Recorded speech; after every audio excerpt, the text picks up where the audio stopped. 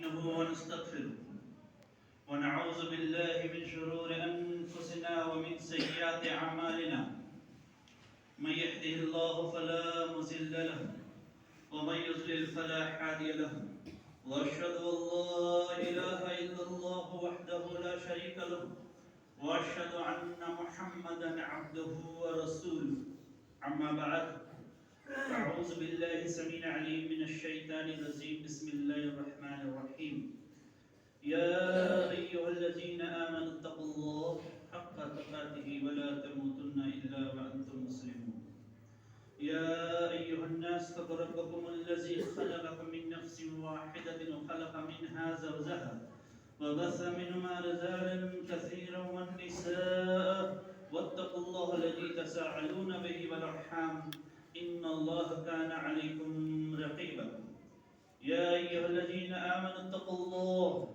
وقولوا قولا سديدا يصلح لكم أعمالكم ويغفر لكم ذنوبكم ومن يطع الله ورسوله فقد فاز فوزا عظيما ومن أصدق الحديث كتاب الله وخير الحديث محمد صلى الله عليه وسلم وشر الأمور محدثاتها وكل محدثة بدعة وكل بدعة ضلالة وكل ضلالة في النار فأعوذ بالله من الشيطان الرجيم بسم الله الرحمن الرحيم إن الله يأمركم أن تؤدوا الأمانة إلى أهلها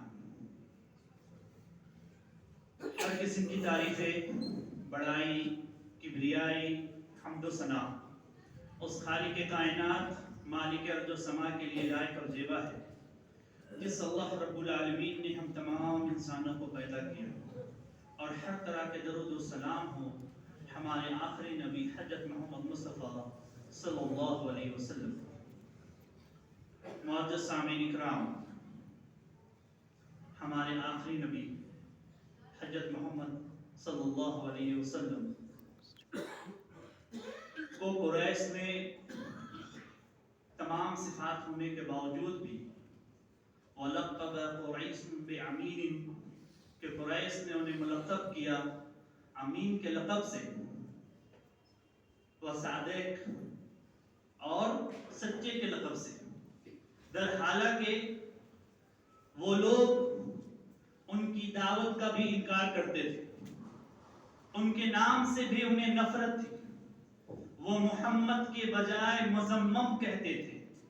محمد کا معنی ہوتا ہے تعریف کیا ہوا، مذمم کا معنی ہوتا ہے مذموم. اور اس کے باوجود بھی آپ صلی اللہ علیہ وسلم کو انہوں نے لقب دیا تو آمین و صادق. کیوں؟ کیونکہ آپ صلی اللہ علیہ وسلم کے اندر وہ صفت تھی. اور اس چیز کو اگر دیکھا جائے کہ جب ہرقل کے پاس ابو سفیان نے جو مہاجر ہجرت کر کے گئے تھے انہیں لانے کے لیے جب گئے تو ہرقل نے ان سے پوچھا سألتک یا ابا سفیان، یا ابو سفیان میں تجھ سے سوال کرتا ہوں ماذا یأمرکم، وہ نبی تمہیں کس چیز کا حکم دیتا ہے؟ ابو سفیان یہ کہتے ہیں یأمرکم ان تعمرکم، وہ ہمیں حکم دیتا ہے الصلاۃ نماز کا، والصدق سچائی کا، والامانہ امانت داری کا، والعفو پاک دامنی کا. تو یہ ہرقل یہ کہتا ہے ہذہ صفت النبی. ابو سفیان میں تو یہ نہیں دیکھا ہوں اسے، نہ اس سے ملا ہوں، لیکن یہ جان لو کہ یہ صفت جو ہے وہ نبی کی صفت ہوتی ہے. یا ابا سفیان حل یقدر، کیا اس نے کبھی تمہیں دھوکہ دیا ہے؟ لا یقدر، اس نے ہم لوگوں کو کبھی دھوکہ نہیں دیا. بولے یہ نبی کی صفت ہوتی ہے کہ وہ کسی کو دھوکہ نہیں دیتے.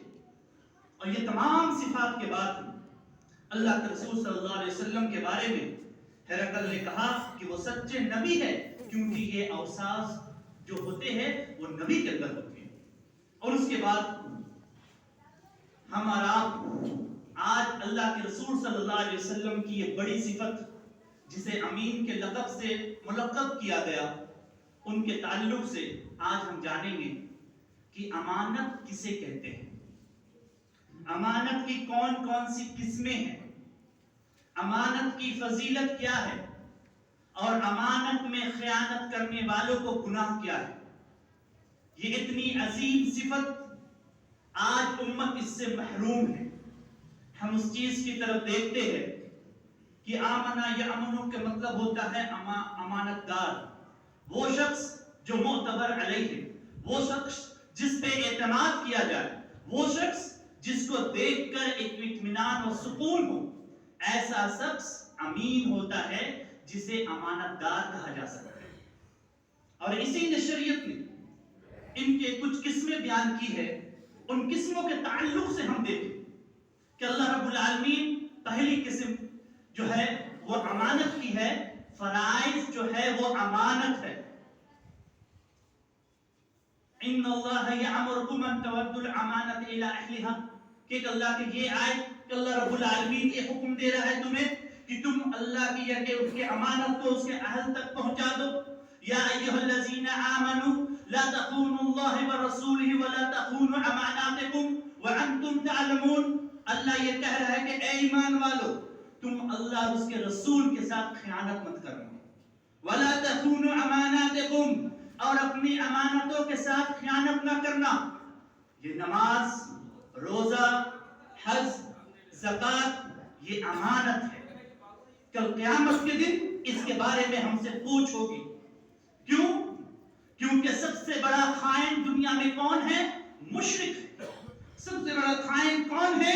ایک بدعتی ہے۔ خائن کون ہے؟ بے نمازی ہے جو نماز نہیں پڑھتا۔ یہ فرائض ہم پہ امانت ہے جو اللہ رب العالمین نے ہم پہ عائد کی۔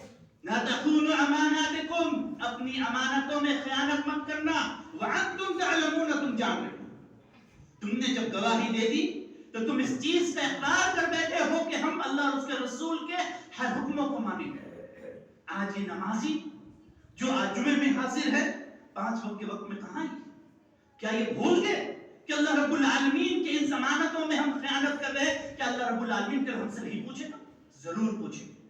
یہ فرائض ایک امانت ہے، اسے پوری طرح کما حقہ اسی طرح ادا کرنا ہے جس طرح اللہ کے رسول صلی اللہ علیہ وسلم نے ادا کر دکھایا۔ دوسری قسم جو امانت کی ہے وہ قرآن۔ القرآن الامین علی ما قبل کتاب، کہ قرآن امین ہے، جتنے بھی اس سے پہلے کتاب نازل ہوئی ہے ان تمام کتابوں کا امانت دار یہ قرآن ہے۔ یہ قرآن، اس کے حقوق ہم پہ یہ عائد ہوتی ہے کہ ہم اس قرآن کو پڑھیں، اس قرآن کو سمجھیں، اس کی دعوت کو عام کریں، اس پر ہم عمل کریں۔ اگر جو شخص اس قرآن کو نہیں پڑھتا ہے، نہ اس پر عمل کرتا ہے، نہ اس کی دعوت کو پھیلاتا ہے، ایسا شخص خائن ہے۔ کل قیامت کے دن اللہ رب العالمین اس سے پوچھیں۔ عبداللہ ابن عباس یہ کہتے ہیں کہ یہ قرآن پہلے تمام کتابوں کا امین ہے اور تمہارے اوپر اس کا فرائض یہ ہے کہ تم اسے پڑھو، سمجھو اور سمجھنے کے ساتھ اس پر عمل کرو۔ اس لیے علامہ ابن قیم جوزی کہتے ہیں کہ قرآن کو پورا ختم کرنا، بار بار پڑھ کر ختم کرنا بہادری نہیں۔ اگر آپ چند ہی آیت پڑھ کر اس کو سمجھ جاتے ہیں اور اپنی زندگی پہ اس کو عمل لے آتے ہیں، وہ آپ کے لیے سب سے بہتر ہے۔ تو ہمیں یہ دیکھنا ہے قرآن کو کتنا سمجھ رہے ہیں، کتنا اس پہ عمل کر رہے ہیں۔ کل قیامت کے دن اس قرآن کے تعلق سے اللہ رب العالمین ہمیں پوچھے گا۔ تو ہم اس قرآن کے تعلق سے اپنے فرائض کو ہمیں ادا کرنا ہے کہ اس کے حکموں کو ہم عام کریں، اس کے پیغامات کو لوگوں تک پہنچائیں، ان لوگوں کو جو نہیں جان رہے انہیں بتائیں کہ قرآن تمہیں کس چیز کا حکم دے رہا ہے۔ آج اس چیز سے امت غافل ہے، اس فریضے کو ہم چھوڑ چکے۔ ہمارے اوپر یہ فرض ہے کہ ہم اس قرآن کو پڑھ کر اس کے حکموں کو عام کریں۔ تیسری قسم، اللہ کے رسول صلی اللہ علیہ وسلم نے یہ ارشاد فرمایا، عمر بن عاص سے روایت ہے کہ امعن المسلمین علی صلاتہم و سحرہم المعزن الامین، کہ مسلمانوں کا امین ہے وہ شخص، ان کی نمازوں کا، ان کی سحریوں کا، ان کے افطاروں کا امین ہے ایک معزن۔ المعزن الامین، معزن امین ہے۔ شریعت نے یہاں تک کہا کہ جس علاقے میں وہ اذان دیتا ہے تمام علاقوں کے وہ امین ہے، کیونکہ شریعت نے اسے امانت قرار دیا ہے۔ آج اس معزن کو ہم کتنے حقیر لحاظ سے دیکھتے ہیں۔ آج چھوٹی چھوٹی باتوں پہ آج ہم اسے ڈانٹتے ہیں، چھوٹے چھوٹے باتوں پہ آج کچھ بھی غصہ ہو تو ہم اس پہ نکالتے ہیں، جسے شریعت نے امین کہا کہ تمہاری نمازوں کا، تمہاری سحریوں کا، تمہارے افطاروں کا یہ امین ہے، تمہارے پورے علاقے کا جہاں یہ اذان دیتا ہے یہ امین ہے۔ ہمیں چاہیے کہ اس کی عزت کریں، اس کے اوپر فرض ہے کہ وقت پہ سحری کا جب وقت ہو جائے وہ اذان دے، افطار کا جب وقت ہو جائے تو بس ایک گھونٹ پانی پی کر وہ اذان دے دے، کیونکہ تمام لوگ اس کے منتظر ہیں سحری افطار کرنے کے لیے۔ اس لیے مؤذن کو اللہ کے رسول صلی اللہ علیہ وسلم نے امین قرار دیا ہے، ہمیں اس کی عزت کرنی چاہیے۔ کیا اگر یہ نہ ہو تو ہم نماز کے لیے آ نہیں پائیں گے، ہمیں پتہ نہیں چلے گا کہ وقت ہوا ہے کہ نہیں۔ اسی لیے شریعت نے اسے پورے علاقے کا امین قرار دیا۔ اسی طرح چوتھی قسم حضرت ابو ہریرہ رضی اللہ تعالیٰ عنہ روایت کرتے ہیں، اذا زیت الامانۃ فانتظر الساعۃ، کہ جب امانتیں ضائع ہو جائے تم انتظار کرنا قیامت کا۔ قیل کیف منتظر، پوچھا گیا قیل کیف تزادها، کیسے وہ ضائع کر دیا جائے؟ اللہ کے رسول صلی اللہ علیہ وسلم اذا اسد الامر غیر اہلہ فانتظر الساعۃ، جب نہ اہلوں کو اہل دے دیا جائے تو تم قیامت کا انتظار کرنا۔ عہدہ، منصب، پوسٹ یہ ایک ذمہ داری ہے، یہ ایک امانت ہے، کل قیامت کے دن اللہ رب العالمین اس کے بارے میں آپ سے پوچھے۔ جو لوگ بھی جہاں کے عہدیدار ہیں ان سے اس کے بارے میں وہ حکمراں سے ان سے پوچھ ہوگی، اور اسی کے تعلق سے اللہ کے رسول صلی اللہ علیہ وسلم نے یہ ارشاد فرمایا اذا تزیت الامانۃ فانتظر الساعۃ، جب امانتیں ضائع ہو جائے تم قیامت کا انتظار کرو۔ یہی امانتیں ہیں جس کے تعلق سے آج ہمیں دیکھنا چاہیے کہ ہر انسان کی یہ خواہش ہوتی ہے کہ آج ہم اپنے محلے کا، اپنے فلیٹ کا یا اپنے کسی خاندان کا میں وہاں کا سردار ہوں، میں وہاں کا صدر بنوں، سیکریٹری بنوں۔ یہ جان لیجئے کہ ایک امانت ہے، اس کا حق ادا اگر نہ ہوگا تو کل قیامت کے دن اس کے بارے میں آپ سے پوچھو۔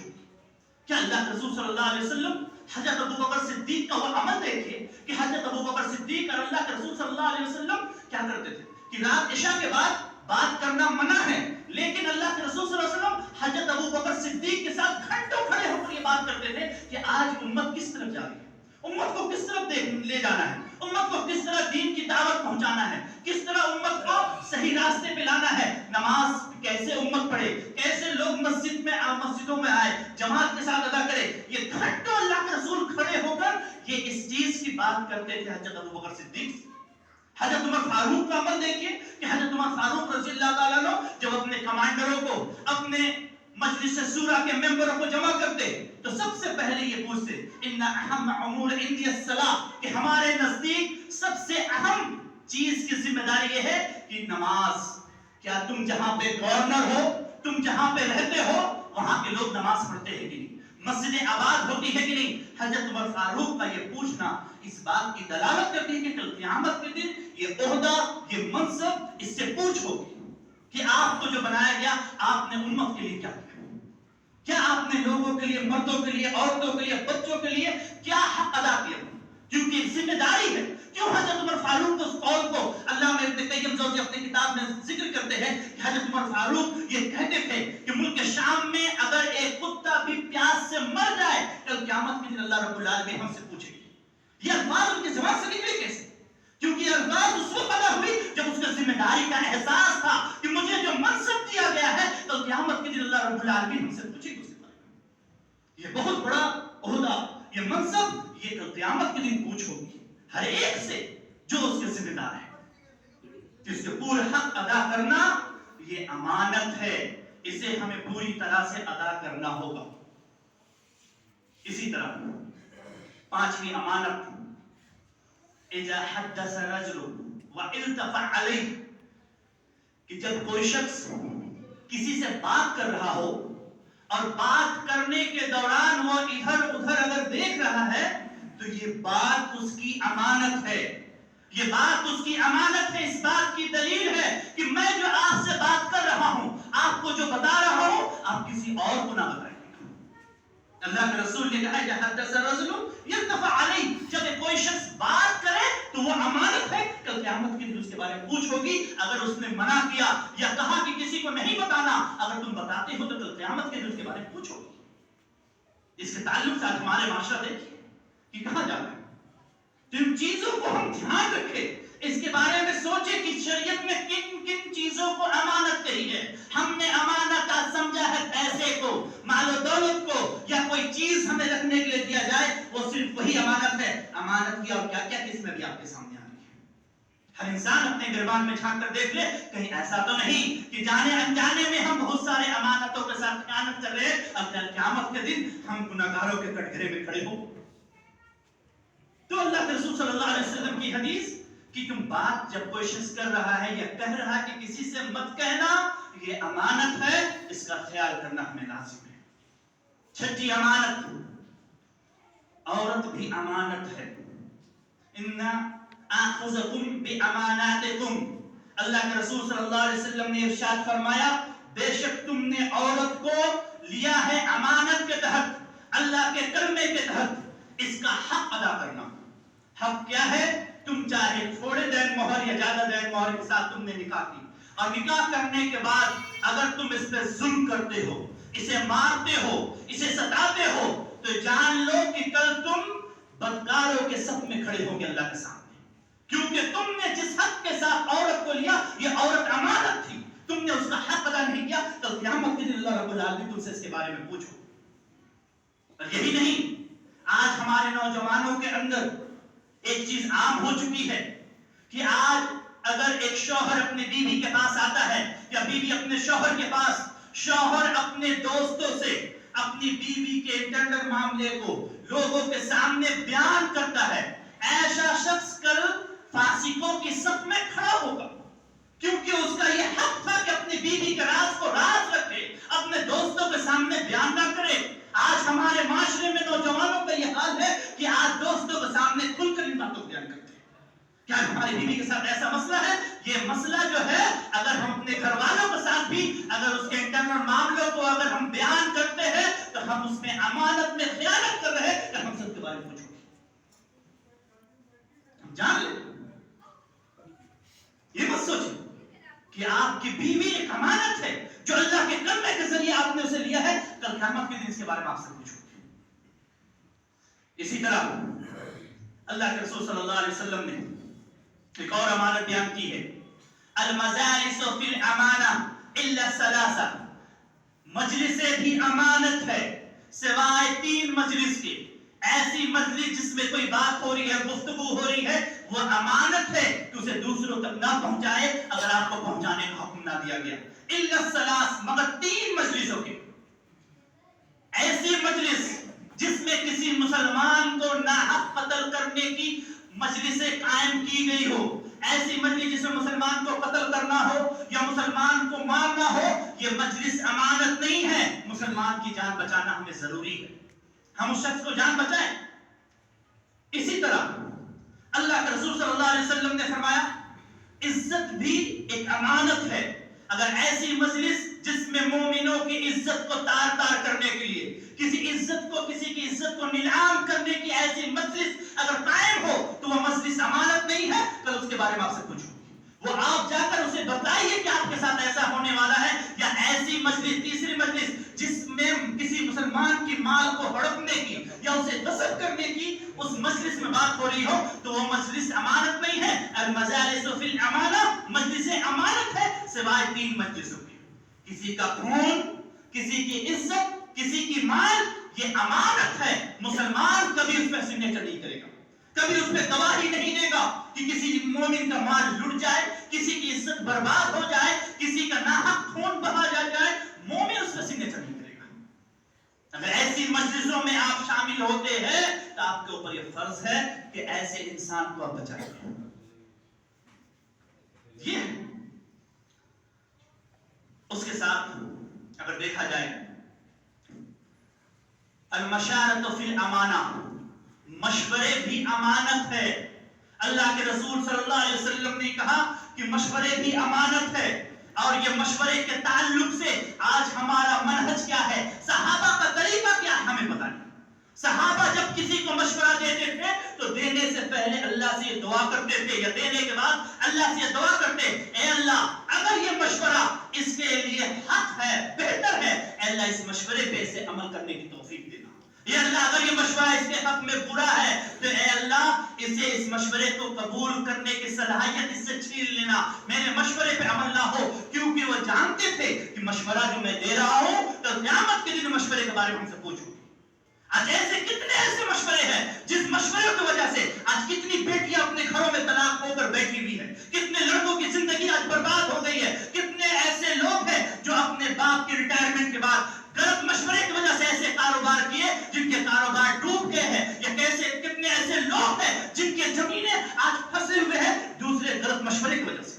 بھولیے مت، اللہ رب العالمین آپ سے پوچھے گا کہ تم نے ایسا مشورہ کیوں کیا جب تمہیں اس کا علم نہیں تھا، تم اسے نہیں بولتے، تم کیوں کیا اس کے پاس بھیجتے جس کے پاس کا صحیح علم تھا۔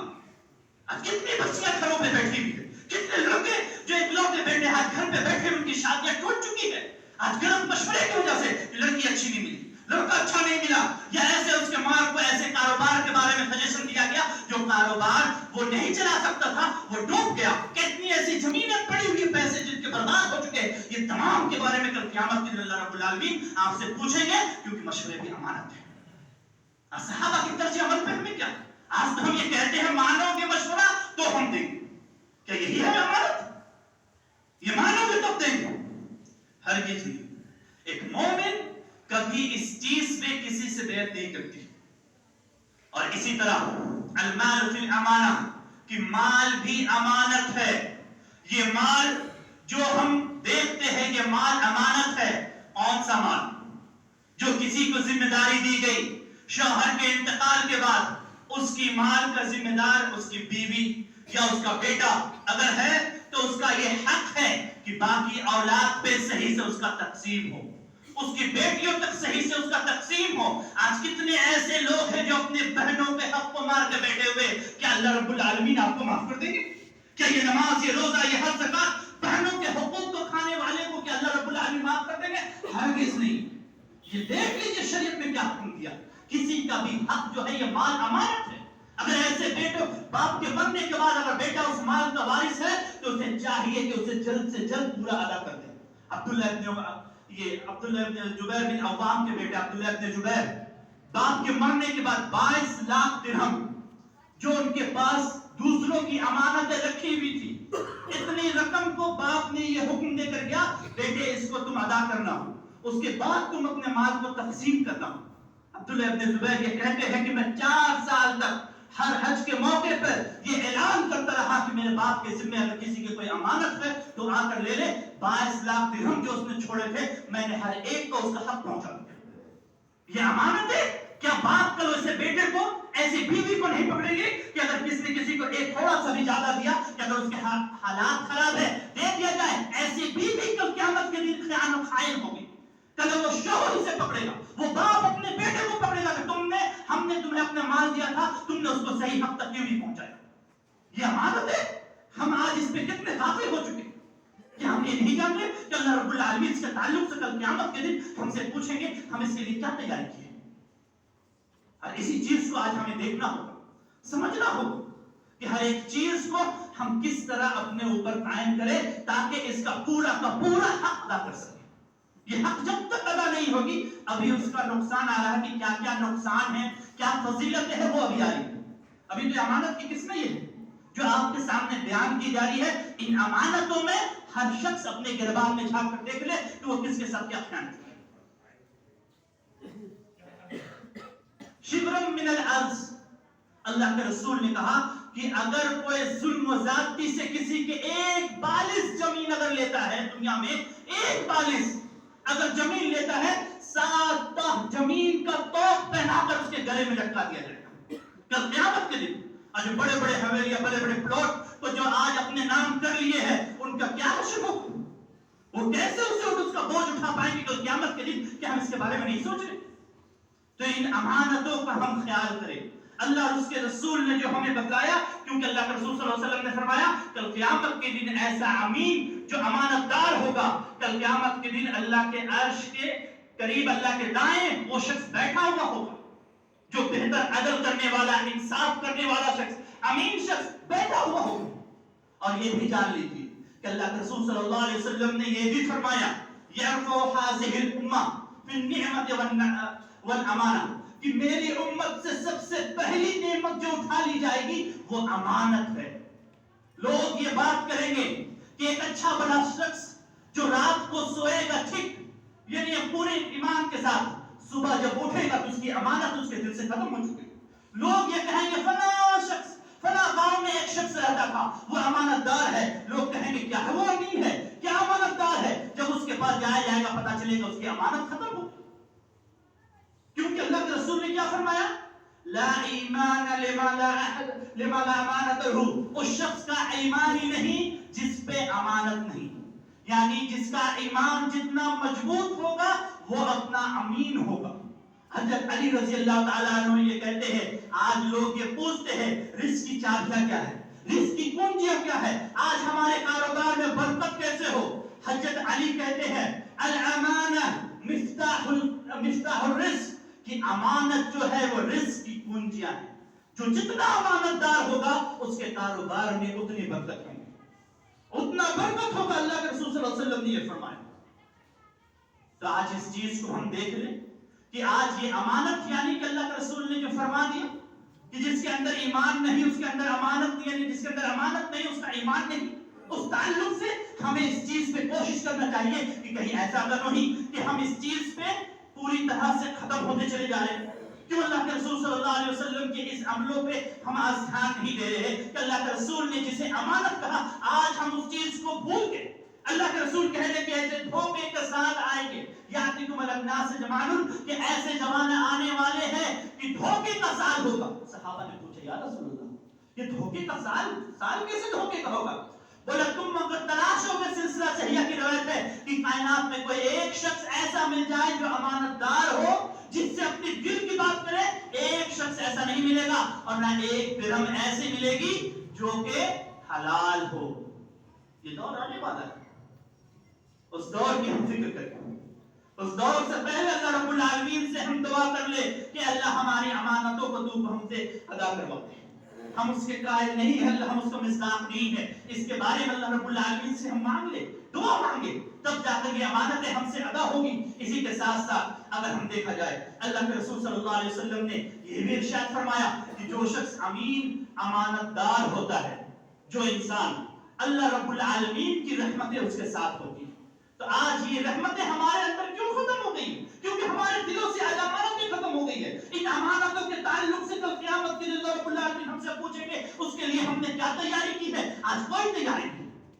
اللہ کے رسول صلی اللہ علیہ وسلم نے ارشاد فرمایا اربعون فیکم، اگر تم میں 4 چیزیں ہو، اذا فاتت دنیا وما فیہا، اگر پوری کی پوری دنیا بھی لٹ جائے، تمہاری پوری دنیا ختم ہو جائے، اگر 4 چیزیں تمہارے اندر ہو تو تمہارا کچھ بھی نقصان نہیں ہو. کیا ہے وہ 4 چیزیں؟ اللہ کے رسول نے فرمایا صدق الحدیث، سچی بات، حفظ الامانہ، امانت کی حفاظت کرنے والا. اگر تم سچی بات کہنے والے ہو، امانت کی تم حفاظت کرنے والے ہو، وحسن الخلیقہ، بہترین اخلاق والے ہو، اور اور اس کے بعد اللہ کے رسول نے کہا کہ تم حلال رزق کھانے والے ہو. یہ حلال رزق کھانے والے، یہ 4 صفت، یعنی سچی بات، امانت کی حفاظت، اچھا اخلاق اور حلال رزق اگر تمہیں مل رہا ہے، دنیا کی تمام دنیا بھی اگر تمہاری لٹ جائے تم سب سے بہتر ہو، تمہارے کوئی چیز بھی ختم نہیں. آج ہم دیکھ لیں کہ ہم بات کرتے ہیں تو کیا ہماری باتوں میں وہ سچائی ہے؟ آیت المنافق ثلاث جو کہا گیا منافق کی نشانی 3 ہے. اذا حدث کذب، جب بولے تو جھوٹ بولے. اذا آمن خان، جب امانت رکھی جائے تو اس میں خیانت کرے. کیا یہ منافق کی نشانی آج ہمارے اندر ہے؟ اس چیز کی ہمیں فکر ہے. آج اپنے کھانے کو ہم دیکھ لیں کہ کیا حلال ہے کہ نہیں. صحابہ کا کیا عمل تھا؟ صحابہ بخاری اٹھا کر دیکھیے، ایک شخص کے پاس، ایک صحابی کے پاس ایک شخص کے گھر سے کچھ کھانا آیا، پتا چلا کہ وہ شخص چور ہے. صحابہ اسی وقت وہ صحابی اس کھانے کو پھینک. آج ہم یہ کہتے ہیں کہ ہمارا فلاں رشتہ دار جو ہے وہ سود لیتا ہے دیتا ہے، کیا کرے، رشتہ داری ٹوٹ جائے گی. ایک کپ چائے پی لے تو کیا ہوگا؟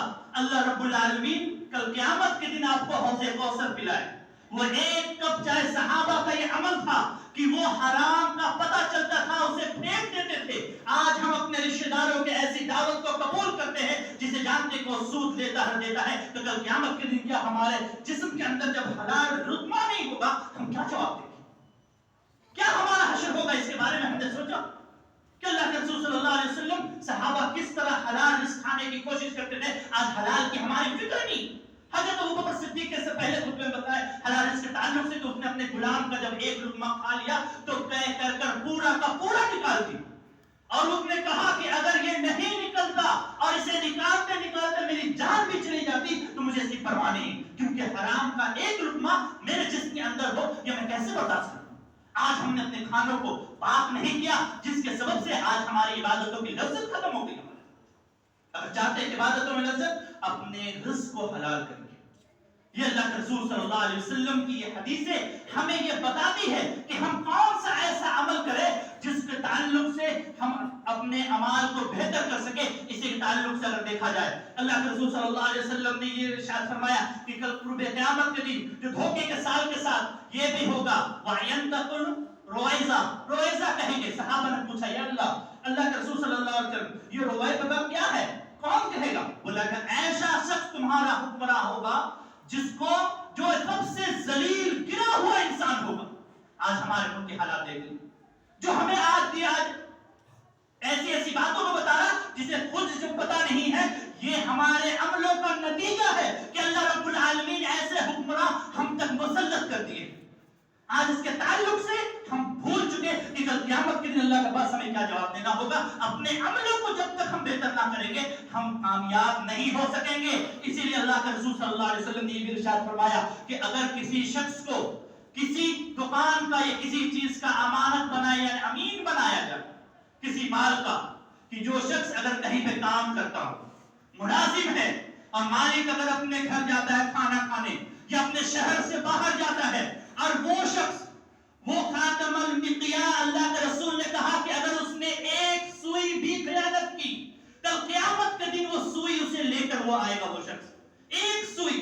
آج بڑے بڑے چیزوں کو ہم پار کر دیتے ہیں, یہ سوچتے ہیں کہ مالک نے ہمیں جو دکان پہ بٹھا کے گئے ہم اس کے مالک ہیں, اب یہ سارا مال ہمارا ہے. کیوں بھول گئے؟ اللہ کے رسول نے تو ایک سوئی کی مثال دی ہے. کیا لے کر آؤ گے کل قیامت کے دن؟ یہ مالک نے تمہیں اپنے مال کو امانت بنا کر تمہیں سونپا تھا. تم مالک نہیں تھے, ایک ملازم تھے. تمہارا یہ حق تھا کہ تم اس کو دیکھتے, اس کا دیکھ ریکھ کرتے. ایک چیز بھی ناحق طور پہ لاؤ گے تو قیامت کے دن اس کے بارے میں پوچھ ہوگی. اسی طرح حضرت امام بخاری رحمۃ اللہ علیہ جو بات باندھتے ہیں کہ ہم اگر آج اپنے معاشرے میں فوراً کسی کو کہہ دیتے کہ فلاں شخص جنتی ہے, فلاں شخص جہنمی ہے, یہ کہہ دیتے ہم کے اعمال کو دیکھ کے.